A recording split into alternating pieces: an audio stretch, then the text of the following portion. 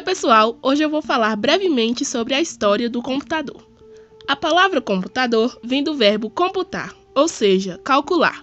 Digamos que a criação do computador começou na Idade Antiga, já que a relação de contar intrigava os homens.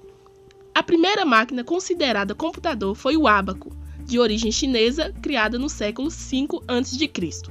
O matemático francês Gottfried, criador da calculadora de bolso, desenvolveu o primeiro sistema de numeração binário moderno, que ficou conhecido como roda de Leibniz.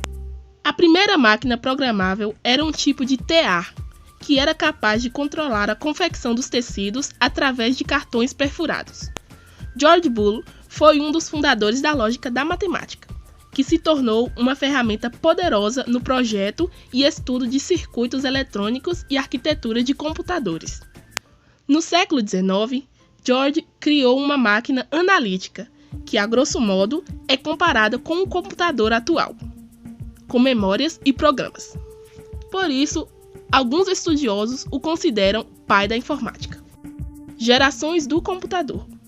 A história da computação basicamente está dividida em 4 períodos, mas pouco tempo antes desses períodos foram criados alguns modelos de computadores, como o Mark I, primeiro computador totalmente eletromecânico e pesava cerca de 5 toneladas. E o Colossus, criado para criptoanálise dos códigos secretos utilizados pelos nazistas. Primeira geração. Os computadores da primeira geração funcionavam por meio de circuitos e válvulas eletrônicas. Possuíam uso restrito, eram imensos e consumiam muita energia. Um exemplo é o ENIAC, que consumia cerca de 200 kW e possuía 19.000 válvulas. Segunda geração. Ainda imensos, os computadores da segunda geração funcionavam por meio de transistores, que substituíram as válvulas, que eram maiores e mais lentas. Nesse período, já começaram a se espalhar o uso comercial. Terceira geração.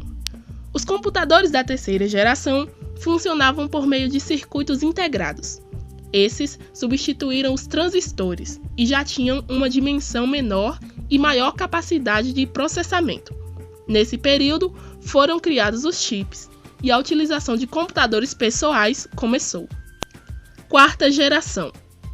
Com o desenvolvimento da tecnologia da informação, os computadores diminuíram de tamanho, aumentaram a velocidade e a capacidade de processamento de dados.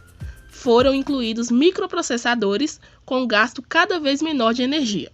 Na década de 90, houve uma grande expansão de computadores pessoais. Assim, as máquinas de computar foram incluindo cada vez mais cálculos matemáticos. Além disso, surgiram os softwares integrados e, a partir da virada do milênio, começaram a surgir os computadores de mão, ou seja, os smartphones, iPod, iPad e tablets. De acordo com as classificações anteriores,